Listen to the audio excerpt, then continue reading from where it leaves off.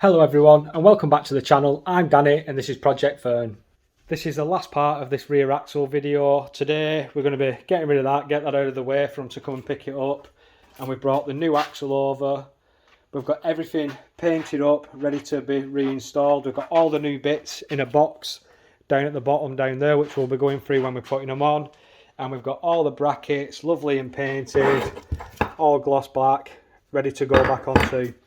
So first job today is just get that bubble wrap off the new axle and get it in place, and then we can start putting these new parts on.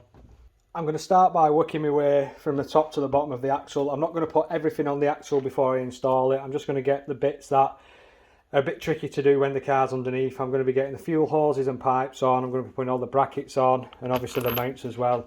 So I've got two brand new mounts. It doesn't come with the bolts underneath. These are separate from Citroen, they're still available. With me having to cut one of the bolts, I just got two new ones anyway. I think they're about £3 or £4 each. It was the postage that was a killer, which is the problem these days.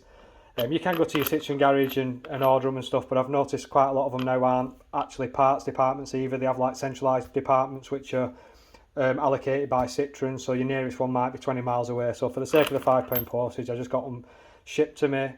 So I'm going to be coming over to the axle now, which I've got all unpacked. It's all lovely and clean, and I'm going to be installing these on top.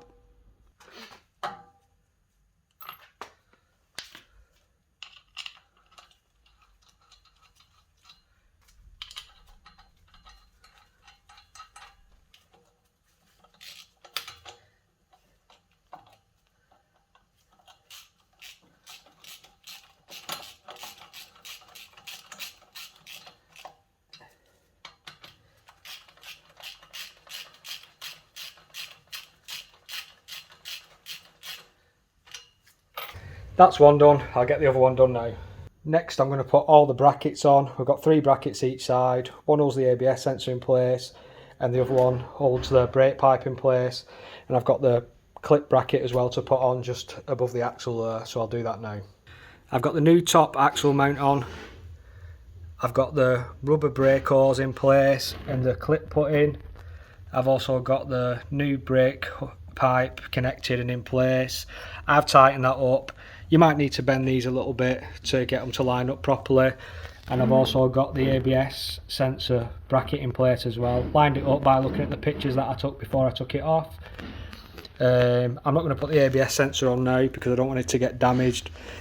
But that's pretty much everything I need to put on, I think, before I put the axle back in. The shockers and everything I can do while it's actually on the car. I might have to weight the boot down a little bit to get the holes. There's a certain measurement between the shocker holes, and sometimes you just have to put some weight in the boot and crawl under to make them line up. But I've got the driver's side done there. I'm going to crack on now and do the passenger side, and then we can get this thing put in. Both sides are now built up, well, as much as I want to put on before I put the axle back on. I put these mounts on. I'll show you what I do with these when I'm actually going to put it on, but I'll leave these a bit slack so you can line them up a little bit better. And then what you do is you put these screws in, and once everything's secure you can just about fit a spanner on that, gun the bottom bolt nut up, and then you can tighten the actual bolts that secure it to the body up. I hope that makes sense. It's just when it's actually all fired up and flush against the car, you can't actually get to this. That's why it's better to drop it first and line everything up like I'm going to be doing. But both sides are the same, left nice and loose so I can get the adjustment I need to get the bolts back in. But I'm going to get this axle in place now, get it jacked up, get past the exhaust pipe and get these bolts put back in. The new axle is in place, all the bolts are lined up. Apart from this snap one, I've got a locking nut which I'm going to put on the top. I'm probably going to have to make a bracket as well, like a washer, sorry, just so it all fits in place perfectly. The torque settings for these, I can't remember off the top of my head. I'll tell you in a minute, but they're not great. I think they're like 40 and 50 Newton meters. But I'm just going to go to the front of the car now and just align those brackets, then front brackets that swivel, get everything pretty much as I want it to be, and then drop the front down a little bit and get the spanner on it and just tighten them big bolts up, and then we can go from there. The axle's all in place, everything's tightened up. The back bolts were 55 Newton meters, and the front 4 bolts were 40 Newton meters. In the back here, I don't know if you can see down in that hole, it's quite hard to pick up, but we've got a locking nut, a lock thread nut in there, and we've also got a washer on. Everything's torqued up like I just said. Everything's absolutely spot on. I can deal with getting a piece for that and welding it up another time. But everything is spot on, aligned, and the axle's standing on its own now, which is buzzing. So I'm going to have some lunch and then I'm going to start building everything else back up. We're going to start by putting these back plates on. I'm going to put the new wheel cylinder in, get that bolted up, and then get it put in place. Get the brake pipe connected. I'm just going to leave them loose again until everything's in place. Get the 3 bolts in with some Loctite on, and then we can start putting brake shoes on, putting the new hubs on, and getting it back on all 4 wheels again, which will be great to get that done and finished today. And then I can get the Audi back out, as I've not used this car for God knows how long now, and it's just ridiculous having it just sat here under a cover. Weather's nicer now.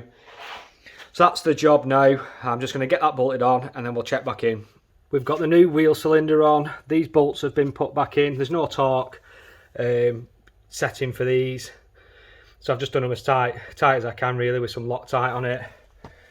All the pipes are reconnected. No leaks as that I can see so far.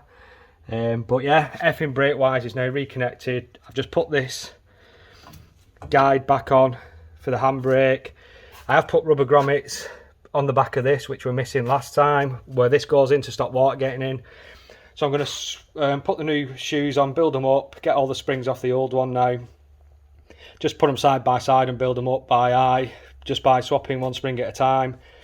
And then we'll get this put on, in place, and then we can start putting the hub on. That's the brand new wheel cylinder, brake shoes, handbrake cable, everything's all in place now. I'm going to have to put the new hub on before I put the drum on to adjust the brake shoes, but that's simple enough to do. I've freed all this off and cleaned it up, so it'll just be a case of clicking that up until it adjusts. We've got the brand new hub here.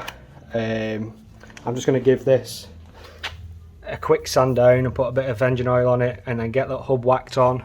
I'll use the old nut then to wind it on all the way down and then put the fresh nut on and get it torqued up.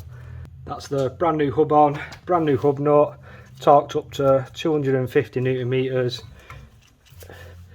Looking absolutely amazing this now. Going to get the rear drum on, adjust the rear shoes, then this side's pretty much done bar the ABS sensor, which I'm going to put in now, so I'll get that done. The driver's side is now complete, all built up, ABS sensor in, shoes adjusted. I'm going to get onto the other side now, get all that built up, and then it'll be time to bleed these rear brakes up, get the exhaust put back on, get the undercarriage put back on as well for the spare wheel, and then we're pretty much done. We can get it back down onto 4 wheels. That's the brakes bled up, all sorted. I use the automatic pressure bleeder. I'm going to get all the tyres and wheels put back on now, should I say, and then I'm going to get the suspension put on underneath, then the back box, and it's pretty much done. That's the rear axle all installed and done on the back of the Berlingo. Unfortunately, when I've bled the brakes, I've noticed that one of the brake pipes is actually corroded and is dripping. It's the near side rear to front of the car. So I'm going to have to see if I can buy one of them or get one made. But apart from that, it's all done. Been up and down the street in it, and it works absolutely perfect. I hope you've enjoyed these videos on how you replace a rear axle in a Berlingo Multispace. Don't forget to subscribe. Any comments, put in the comment section below, and I'll see you in the next video.